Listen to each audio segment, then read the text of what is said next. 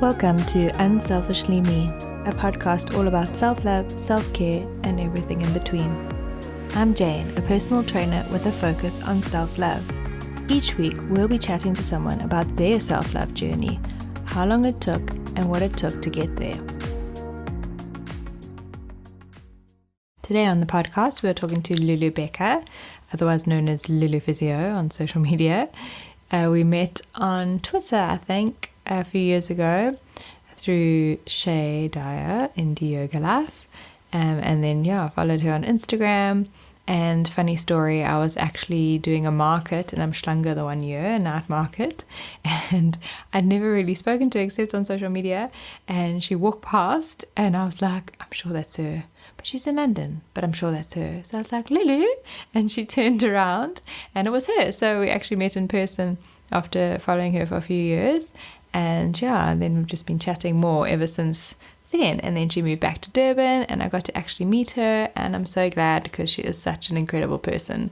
The fact that she's just so holistic in her physio practice. She's got this beautiful energy about her. And she just reads people so well. After we recorded this, she was just having a chat with me. And it's funny how she could just read your energy so well. So I'm so excited that she made it out to record. It is raining very heavily in Durban today, to the point where I'm pretty sure you're going to be able to hear rain in the background. So hopefully it just creates a little bit more ambience. But the positive is that we didn't have to put the aircon on and then turn it off, because that's what we usually have to do. It's so hot in here. So it is nice and chilly, which probably reminds her of London. So that is great.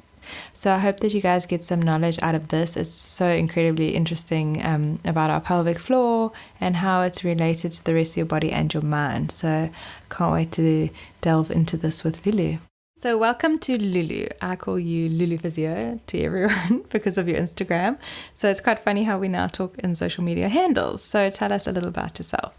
So I call you Gia Jane too. And my colleague asked me just now where I was camping, and I said, oh no, I'm just going to go and see Gia Jane. So I am a pelvic health physio. I am a mom of 2 little girls who are 4 and 2, and I'm also a yoga teacher. So what does self-love mean to you? So I think for me, it's really about listening to your intuition. It's about not doing something or seeing someone or spending time with someone because you feel it's the right thing to do, but more because it's what your heart wants you to do. So I often say to the ladies that I treat that if it's not a hell yes, then it should be a no. So what has your self-love journey looked like? Sure. So I think, like a lot of people, I was mainly just in my head until I had a few things happen in my life that have just made me more conscious really of the whole connection between the body and the mind and everything that's going on. I have had 3 malignant melanomas that have made me just a lot more aware of how other aspects of my life might be playing into just my general health. My dad died also of melanoma on the day that my first daughter was born. And I think my journey with bereavement and seeing a bereavement counsellor when I was still living in London was also really big for me, and just really stripping down. And I say to the ladies that I treat who've had a bereavement that I cannot recommend a bereavement counsellor more, because it becomes so much more than the bereavement, but it strips back down to what your values are and what your underlying beliefs are, in the way that you then respond to everything in your life. I didn't even know that was a thing, a bereavement counsellor. Yeah, I think it's mainly psychologists who then have an interest in it. But in the UK, there was a charity near where I lived that my GP referred me to that was all for bereavement. Sure, it's incredible. Yeah. So what little self-care things do you do daily? So touching on what we've already said, I think that for me, it's about really just doing what my heart wants me to do. And then the other one that I've really become more conscious of is just what I eat in the day, just because I know that if I have the time and the energy to be nourishing myself, it impacts on so many other aspects of my life. And then all the usual ones of moving, yoga, time for meditation. But again, also just being aware of how what's going on in my mind is impacting physically. And when something happens in my body, saying, oh, okay. And that reading that book recently of When the Body Says No, I found absolutely fascinating. Just how emotionally and mentally things manifest into our bodies.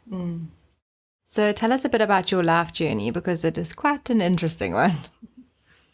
So I grew up on a farm in Kokstad. I then went to boarding school in Maritzburg, and then thought the world had ended that I was going to Joburg to go to university, and then ended up really loving studying at Wits for 4 years before I went back to Kokstad, my hometown, to do my year of community service, which was absolutely lovely to be back in my home community for a year.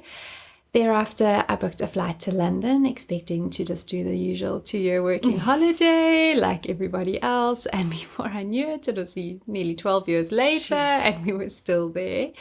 So while in London, I initially just worked as a locum in the NHS. And then I was desperate to start working with children, but it was quite difficult to find a pediatric post there. And so there was a post going at the Portland Hospital for Women and Children, which is where all the rich and the famous have their babies. And they said I could come and work there, but only if I was happy to be trained up in some women's health too. And I think the only reason I agreed to was because I was quite fascinated by this Swedish lady that had been working there for about 25 years, who was my first introduction to just how holistic we can be and how holistic we need to be, even in working as physios. So I agreed to take the post and be trained up on the women's health side. And before I knew it, I was absolutely engrossed in the more pelvic floor world of physio. And then I'd always been interested in bedwetting. My family has a family history of bedwetting. And so when I saw there was a lady coming from the States to do a pediatric incontinence course, I went and did that. And yeah, I think for the last 5 years now, I've been treating kids with incontinence. I then went to go and do another course with her in the States. And then in between this time, I met a South African in London, as you do all the way there, to meet someone from Durban. And we then got married. And then when I was... Actually, it was just before we got engaged, I was diagnosed with what was to be my third malignant melanoma. Jeez. And then I met this Swedish surgeon who really was to change my life, I suppose. I was waiting to see the plastic surgeon, waiting to be told, oh, you've got fair skin, stay out of the sun. I was like, oh, I know that. And she came in and she said, do you eat blueberries? And I was like, blueberries? What do blueberries have to do with anything? And she said, you need to eat more blueberries. You need to be aware of what you're putting into your body. She said, I think you need to have a less stressful job. You're far too concerned about how much sick leave you're getting, how much time I want to book you off work for. She said, you need to look at all your friends around you and don't make a big drama of it. Just let go of toxic influences. And she really gave me a big wake-up call, just again, as to how the biopsychosocial affects all of us. And within a few months, I started my own practice, which I was so lucky. Went on to do very well for the 5 years that I ran it there before we came back, because having a private physio in practice in London is very different to having one in South Africa. The Brits typically access the NHS and they are used to waiting in the queue for care, whereas I think as South Africans, many of us... we're like, no. Yeah, and I think, again, if we are lucky enough to be able to access the private sector here, we generally don't have to wait for things. But yeah, so I was very lucky. I ran my pelvic floor or women's health physio practice there. And then when I was... just before I fell pregnant with my oldest daughter, my dad was diagnosed with melanoma, which was terrible. And he was quite unwell, but he was being treated. And my mom and my sister flew over from South Africa to London for Poppy's birth. She was born in the morning, and then that evening my dad died, which was just the craziest thing. Yeah, they think he had a pulmonary embolism as a side effect from the treatment. So then the next 2 weeks were like the biggest blur ever, just trying to get a passport for her so we could fly back here for the funeral. I then felt so awful that my mum and sister had been with me when it happened. Yeah, you must have felt guilty. Oh, terribly, terribly, terribly. But he had got to see Pops twice on FaceTime, so he was just so excited for his first granddaughter, so excited that she had his middle name. So, so then we came back here when she was 2.5 weeks old, and we had the service. We stayed here for a few weeks, and then we went back to London. And I think I kind of held things together till she was about 4 months, and then I think the wheels came off. I mean, in hindsight, understandably, I'd been in like absolute survival mode. And then at 4 months, like all babies, she stopped sleeping. Oh no. What else happened? Pete, my husband's contract wasn't renewed unexpectedly. So we suddenly just had so much stress. And then that's when the bereavement counselor lady entered. And Let me help you. Yeah, she was so amazing. At the last session, I said to her, I was like, but everyone in the whole world should just come and speak to you once a month, because everyone would all just feel so much better. Yeah. And I think that just taught me so much, again, about the importance of how there's just no difference. The mind and the body, it is all exactly the so connected. It is so connected. Yeah, so then we were considering if we should move back to South Africa or not. And then we had the opportunity for Pete to be able to work remotely for a few months. So we came back here for 6 months as a trial, and then decided we would like to move back here. So then went back to London for a year just to kind of tie things up. And actually, no, it's probably longer than about 18 months. And then we had my second daughter, we had Isla there, and then we moved back here to Durban 2 years ago this week. Sure.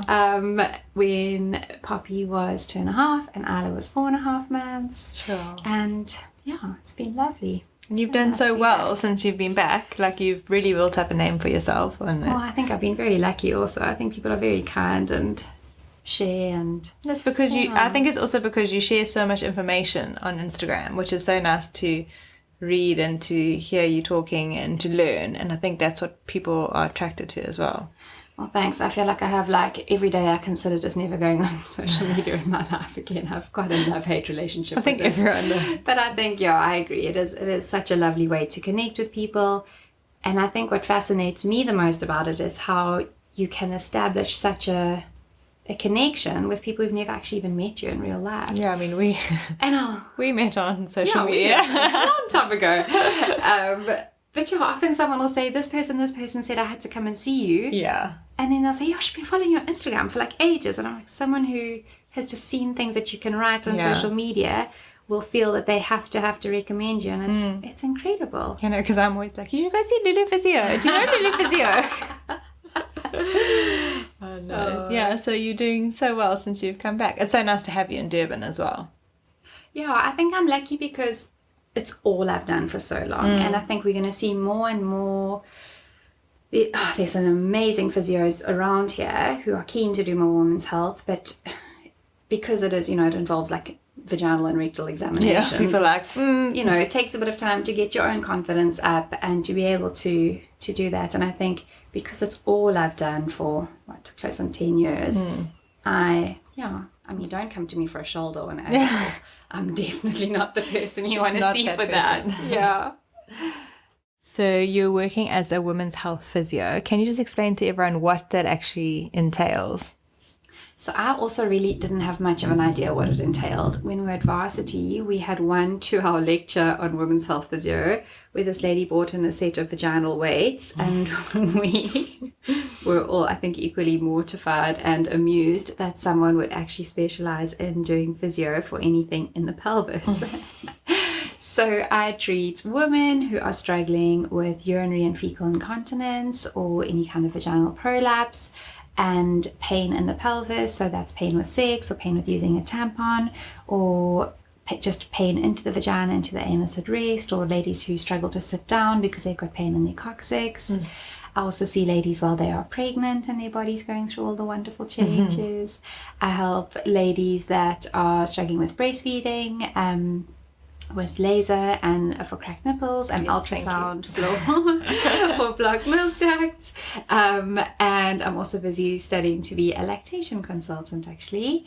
I also help men who are struggling with incontinence, so it's, I think, a lot more common than people realize after prostate surgery. And we know that prostate cancer is now the most prolific cancer in men. And then, as we were actually discussing before the show, more and more men who are struggling with pain in the pelvis. So men who struggle with pain into their testicles, pain into the anus, pain down the shaft of the penis, men that are having to get up and wee all the time at night.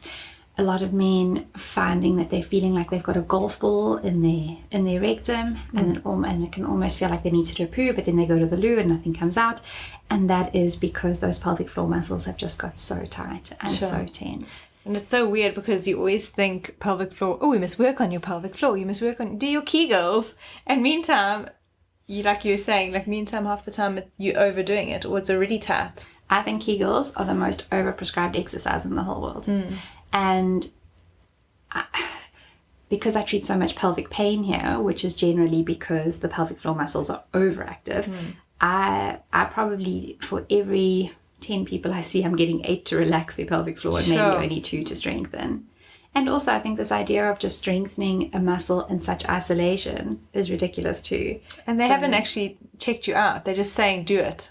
Exactly. And I treated another lady yesterday who's having pelvic pain, and she says, oh, but I've just, every time it's sore, I just think I need to strengthen it, and I do more pelvic floor exercises, and then it just makes it even worse. Yeah. It's insane. And then I also treat children who are struggling with urinary and fecal incontinence and bedwetting. I think it's so fascinating when you post stuff about that, because you just think it's a phase half the time. Definitely. And I mean, we know that children do outgrow it. I think the research says that it's like 18% of children who bedwet will outgrow it every year. But it is so distressing and so debilitating for so many children, especially like the early teenagers, especially the early teenage boys that I see who are now struggling when they're going away on sports tours, or they're struggling with sleepovers. And because the biggest cause of bedwetting is constipation, so often we just need to work on their bowels, and before we even start look at changing everything in the late afternoon, evening, or starting to do a program of waking up and trying to retrain the bladder at night, often their symptoms just resolve spontaneously. Amazing. So you'd recommend that if parents in Durban or wherever go actually see a physio that can help. Yeah, definitely. So we expect kids to be fully dry during the day when they are 4, and then we normally say nighttime comes on average 10 months after daytime dryness. So we normally don't say it's bedwetting till you're 5. And then I know in the States they'll really only treat you if you are closer to 6. So I think, if your child's over 5 and they are still wet, then number 1, pay attention to how much they're pooing and just encourage them to try and poo more. And then, definitely see a physio who's trained in working with children. Yeah, definitely. So with regards to pelvic floor, what are your top tips for women that have complaints of that? Or non-complaints and actually don't even realize anything's wrong. They're just doing their Kegels. So I think the top thing that your pelvic floor wants you to know is that you need to avoid constipation. I think constipation has got to be the most underrated epidemic of our society. Sure. It's not only in children, it is in women, it is in men, it is just so common. So anytime that you are constipated and you are straining to go to the loo, you're putting extra pressure onto your vaginal walls, which doesn't make your vagina very happy. But also, if you've got poo sitting for a long time in your rectum, it makes like an extra weight for the pelvic floor. So those pelvic floor muscles then have to tighten. So nearly all the ladies that I see that are struggling with pain, with sex, with deeper penetration, it's because they're constipated, and those posterior deeper pelvic floor muscles around the rectum are what's got so tight just from hanging on for dear life to that weight of the stool. So for managing constipation, everybody needs to be using a footstool when they do a poo. Mother Nature made us to squat on the floor to go to the loo. If you've ever come to me for a physio session, you've definitely practiced how to poo with your feet on the footstool, forearms on your legs, leaning forward. Inhale, make your tummy big. As you exhale, tighten your tummy muscles to push to poo, and don't hold your breath. No breath holding to push to poo. So number 1 would definitely be avoiding constipation. Number 2 would be avoiding any kind of vaginal cleaning products. Oh, so not like Gwyneth Paltrow. When what did she say? gosh. Steam your vajayjay. Exactly. No steaming, no douching, no sprays, no wipes, no bubble baths, no anything like that. The vagina is completely self-cleaning. We're understanding more and more about what the vaginal microbiome is and what it does.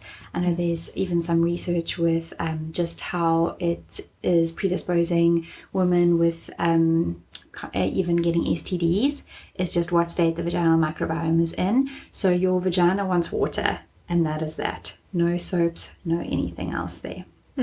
Also, just on that front too, avoiding workouts with a thong, with a G-string, because if you are sweating and you've got that very thin piece of fabric that's traveling up, it is such a quick way for you to get UTIs, just because then we're getting all the bacteria from around the anus then coming forward too. So ideally like cotton granny panties when you're working out. Well, those boy shorts. Yeah. That's probably more comfortable. Yeah, definitely. So yeah, avoiding those. So what did we say? 2. So number 3, sex should not be sore. And if it is sore, go and see a pelvic floor physio who can help you to just learn to connect to those muscles, to let them go. They can do an internal release of the muscles. They can teach you to do the release at home. Might even recommend that you get yourself a little wand, a little pelvic wand to use on yourself at home to do the massage. So for men and women, sex shouldn't be sore, because we're seeing a lot of men who are getting pain after an erection, pain after an orgasm too. Sure. So yeah, sex shouldn't be sore. Number 4 is, if it's making you leak, get help. You should not be leaking when you are doing exercise. You should not be leaking when you're coughing, sneezing, jumping, standing up from a chair. If you are not managing to get to the loo in time and leaking because of more urgency, then there's a good chance your pelvic floor is either too tight, or it's too weak, or it might be more overactive. So if it's making you leak, definitely do go and get help. And then I think the last one is following on to what we were saying earlier with just the mind body being one. I often say to the ladies I treat, really the vagina keeps the score. Yes. If things are out of sync, out of whack within your body, it's often our pelvises that tell us first. And I think incredibly, our periods have just been recognized as the 5th vital sign by the American College of Obstetrics and Gynae. And what? Yeah. So in the same way as doctors now, as doctors look at your heart rate, your blood pressure, your respiratory rate, oxygen saturation, they are also now looking at period health. Wow. Your period is an excellent gauge as to where you are and how you are doing. And if things aren't feeling right with your period, if they're too heavy, if they're too painful, if they're irregular, then you need to be addressing that and seeing what you can be doing differently. Cheapers. So it really is the all-knowing organ in the body. It really is. The vagina really does keep a score, because also just how much our emotions manifest in our vaginas too. And there was that study they did where they got women to watch scary movies, and they put the muscle readers on the trapezius, on the shoulders, and they put muscle readers on the pelvic floor and the vagina. And as the ladies got scared in the movies and their shoulders went up, their pelvic floors went up too. No ways. Yeah, we do. We carry so much there. Yeah, and even in yoga, you can find that your hips are very tight in certain postures, and that's because you hold your emotions in your pelvis. Yeah, definitely. And I mean, your root chakra. Energetically, there's a lot on the yoga side there too. Yeah, so if you can't do pigeon and all of those things, you might have these problems. Yeah, and on a similar vein, if you are someone who struggles with pain in your coccyx or pain with sex or a tampon, anytime you're stretching your hips, but also especially anytime you're stretching your inner thighs, you are stretching your pelvic floor. So because the adductors on those inner thighs attach on the pubic bone at the same point as the pelvic floor, we know if your pelvic floor is tight, those muscles are tight too. So my ladies who are having pain with sex, their homework always includes something like butterfly pose in yoga, so sitting with the soles of the feet together, or pigeon like you just said, or that happy baby pose, lying on your back and pulling your inner soles of your feet down. Just getting that stretch there makes such a difference. Think about that. So you've studied yoga and you're a very holistic healer. what do you think women need to start doing to lead a more holistic, healthy life with regards to their body, mind, and soul? So I think to sum it up in one line is probably just get out of our heads. So I recommend to my ladies that anything that they can do to activate their senses, to be more in their bodies. So something as cliched as like a hot bath with a candle and music playing, then you're getting so many of your senses activated with that. Exercise is always brilliant for just getting out of your head and into your body. Wearing clothes that feel nice on your body. And anything really that's just increasing that more feminine, intuitive energy. So I always say to the ladies, we are a balance of this masculine and feminine energy. And the masculine is the more logical, practical, go, being in our head, like problem solving, which is really what the society celebrates. That's what we're encouraged to be more in. And then the feminine is obviously the more intuitive, it's the more creative. As women, we need to create. And a lot of the ladies that I see with any pelvic floor or pelvic dysfunction, we get them creating, and it helps so much just with the more connection and energetic flow. And then receiving. I think receiving is a huge one. A lot of us think that to care for everyone else and do things for everyone else is a feminine trait, but it's actually not. The masculine is to look after for everyone else. The feminine is to receive. And especially for ladies who are trying to conceive really is to receive. So we need to work on receiving care and love and help from others and also from ourselves. And maybe not trying to do everything ourselves like we do. Well, exactly. And asking for help and accepting the help. Definitely. A dear friend of mine who's a doula, she gets her ladies from about week 35 until their baby's due. Once a week they're home because they've got to ask someone for help. Oh, wow. And it is. That's really good. Yeah. So I think more asking for help, more saying no. And then I think the other thing, again, it feels like a cliche to say it, but just less time on our phones. Yeah. And the more that we can be doing that's great in real life, that's making you not even think about your phone, the better. There are so many very lonely people who are spending more time with the devices in their hands than they are with people in real life. And that's the problem. And that's how you're not meeting people, because you're so on your phone. You're not walking around going to the promenade for a walk. You never know who you're going to bump into. Getting a coffee on Umhlanga Promenade at the little, the little coffee kiosk. Exactly. You never know. Exactly. But I also think that, my sister said the other day, she said, I suppose by the time ladies come to see you and they've taken their pants off, like all other walls are down and you just hear everything. And I feel like I do. I really hear a lot of people's truths. And anyone who thinks that anyone else is living the perfect life is delusional. Absolutely delusional. I think the more I do this work, the more I realize everyone is doing the best they can with what they have and with what's happened to them in their own past. And again, that importance of human connection, and especially spending time with other females. We were not made to just be in the house with the mom, the dad, and the baby where you don't even know your neighbors. But again, making sure it's the right kind of energy that you're around. So again, a lot of my ladies, for their homework, I'll say, I want you to go and meet with a group of women regularly. Ideally, if you can be doing something creative at the same time. And to be creative is not thinking, but I don't know how to paint. Creating is gardening. Creating is cooking. It's anything that's just making you do something that is not just having you in survival mode, but actually in create mode. Because, we need to be creating. Yeah, it's so true. If you weren't a physio, what do you think you would have been doing this whole time? I think I would definitely be a doula or a midwife, because I just love everything pertaining to birth. And if not that, then I'd be a teacher. Yeah, so because I feel like you've probably come to love the doula aspect through this work and through having babies. Yeah, definitely. Definitely. And I think it's such a powerful time, this whole pregnancy and postpartum. It can be a very obviously overwhelming time too. But there's a gynae in New York, I absolutely love her work. Her name's Dr. Northrup. And she says that there are times in our lives where we get almost like a bonus or extra access to our intuition, our inner feminine wisdom and power. And these times are Number one, when we're premenstrual, she says that things that irritate you and you feel like you're being ridiculous when you're premenstrual, actually pay attention to that, because that's your inner wisdom talking. And then around pregnancy, birth, the postpartum period, and then a huge one when we're menopausal. But I think, I just love the power that it allows us to tap into, and just being a part of just the miraculous journey. Yeah. I can see that happening. So what are your personal and professional plans going forward?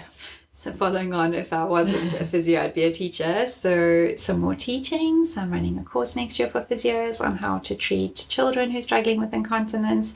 So hoping to do more teaching, and then hopefully some plans to be expanding my practice a little bit too. So much to look forward to. Yeah. And finishing my lactation consultant course. How much longer do you have for that?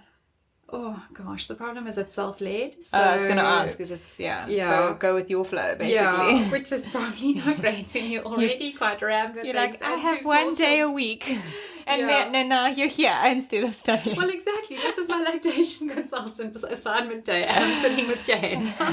We appreciate you. So you all better be listening to this and sharing this with your friends, so that she gets lots of listens, and so makes it worthwhile.